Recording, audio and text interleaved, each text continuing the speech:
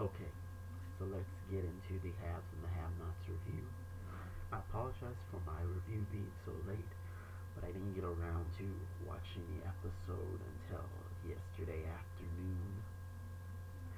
I had to wait for until my mom was ready to watch it. She got hooked on the show when I was in the hospital, and she stayed with me in the hospital. We watched the block marathon on OWN just before the season premiere. So, and I had a lot of other stuff to do yesterday, so couldn't get to the review until now. But let's get right into it.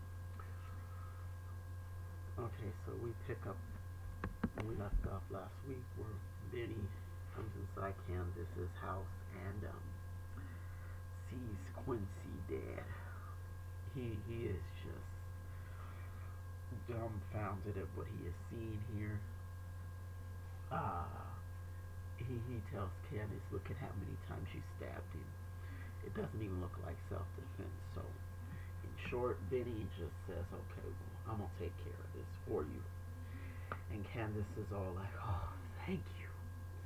And she's saying it just as if Benny is, cleaning up a juice spill or something on the floor, or like it's no big deal. He just agreed to hide a body for you. That's a big deal, and she shouldn't even want her brother involved in that, but she does want him involved in that because he's going to take care of the mess for her. Candace was she really didn't give any cares this episode. So, down in the hood, Quincy's sister, Quita, she's still looking for Quincy. First she tries to find out if that hit was done. She finds out that it was a $10,000 job, which is pretty cheap for a hit. But apparently in the hood, it's what they are willing to accept. Not that I know how much hits cost, but it seems like if you're going to get paid to rub somebody out, $10,000 is rather cheap. But anyway, so this dude is in Quincy's gang or whatever. He shows Quita how to track Quincy's phone, and they have all these laptops. She's like, well, one of them should work. We have to guess that all these laptops are stolen. So she tracks him down to Candace's house, which is listed under Candy Cane Company.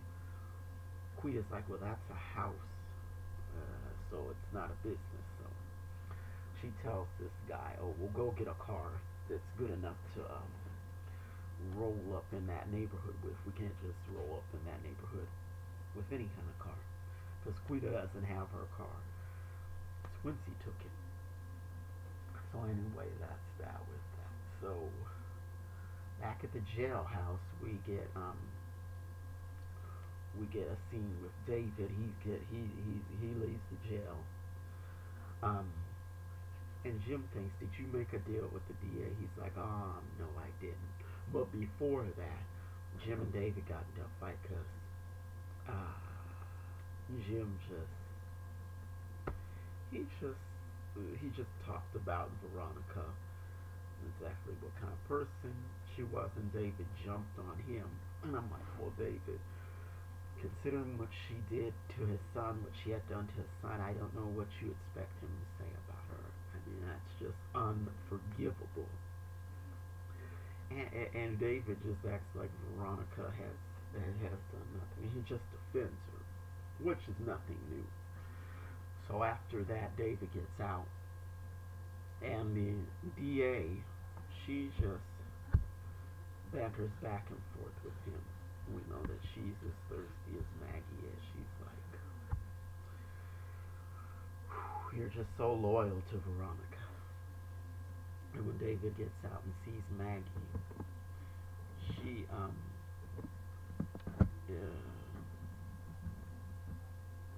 he questions her as to why she would send the story about Veronica into the newspaper. And she doesn't really have an answer about that.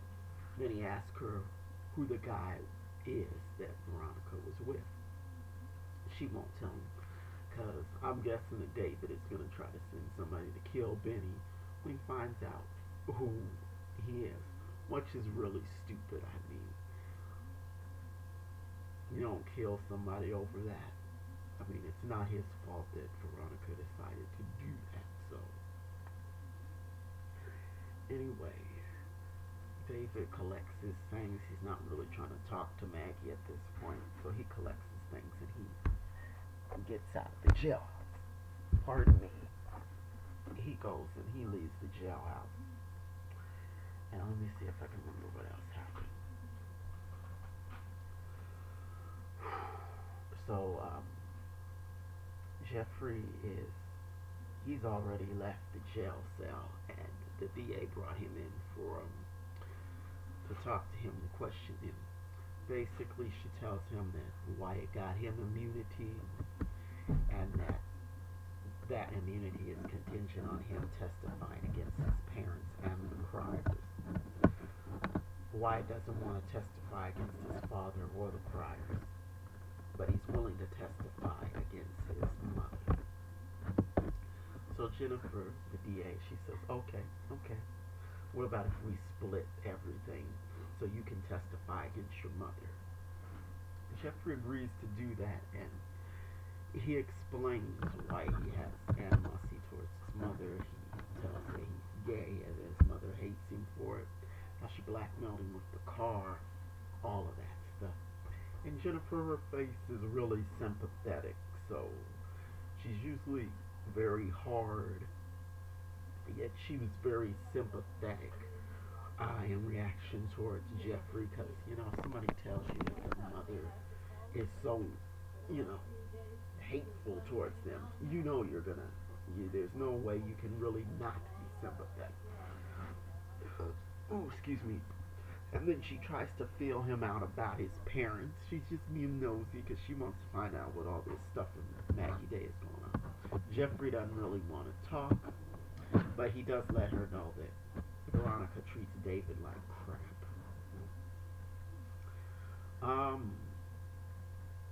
What else happened? Back in the jail cell, there was a little scene that was funny where Jennifer asked Veronica, "Girl, where is your hair?" Which was really unprofessional, but Jennifer is beyond being professional at this point. Um, what else happened? It wasn't I'm not gonna say it wasn't a fast-moving episode, but it was sort of the drama was a little less turned up than it was in the last episode. So, Candace gets over there to the Cryer Mansion. And Jeffrey is already there. Kind of he has a little conversation with Wyatt. Wyatt tells him he's going to get his inheritance, and basically Jeffrey's telling me that's $12 million. You don't need to have your inheritance, and because Wyatt is so reckless, and $12 million is just a recipe for disaster with him. So in walks Candace. And Candace finds out that Jeffrey was at the police station.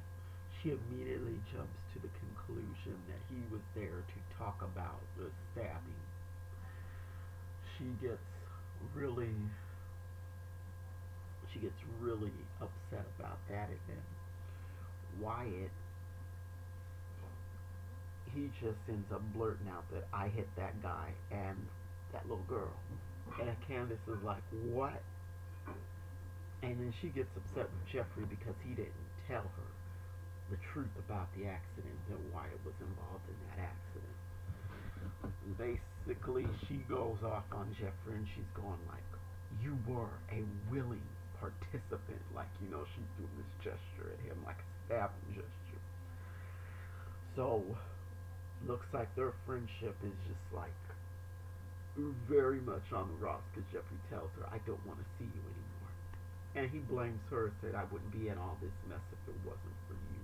So, a lot of this mess goes back to the first season when Jeffrey was manipulative with Wyatt's girlfriend and all that. So, Wyatt, Jeffrey did kind of set in motion Wyatt losing it and stealing his car and all that, which that's in the first season.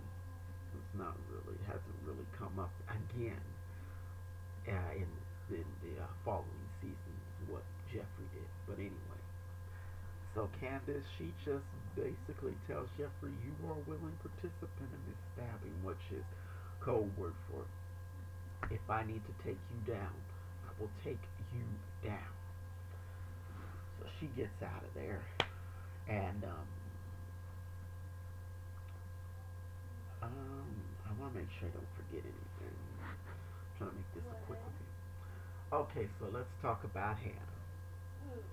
Hannah has been beyond ridiculous and selfish when it comes to her grandson.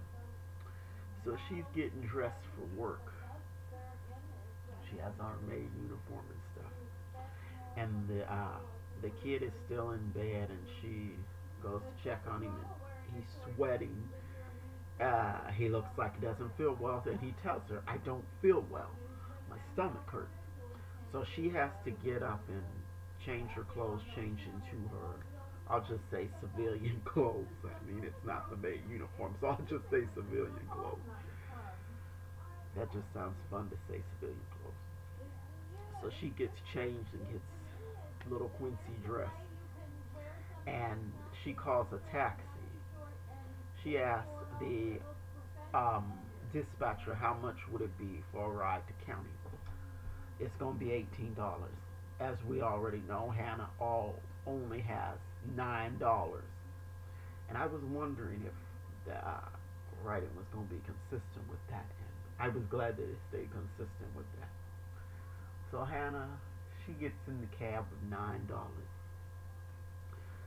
She waits and gets about half the way there. Tells the cab driver, "I only have $9." And the cab driver is like, "Well, I'm gonna have to let you out." Hannah was a fool for this, because she should have just waited until she got to the hospital and jumped out the cab. That's wrong to say. Or I don't know what she would have done. She should have at least waited until she got to the hospital, or at least a few steps from the hospital, and then told the cab driver, "I only have $9." But she told him halfway there, and he had to let her out. So this fool is sitting up at a bench with her very ill grandson. The kid keels over. And she said, "Oh my Lord, Quincy, Quincy."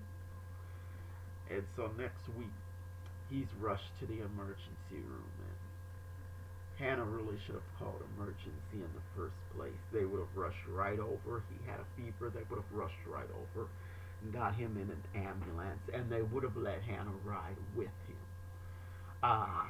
The most places, paramedics will let you ride with a relative. So, but she didn't do that, and I think she didn't call 911 because she's worried about social services taking the kid. But I think she's in trouble eventually because she just totally screwed up this thing when she wanted custody, and she's totally screwed up.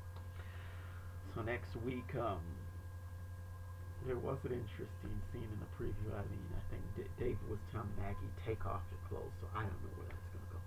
But anyway, let me wrap up this review. If you like these reviews, rate and comment if you choose to do. Thank you for watching, and deuces.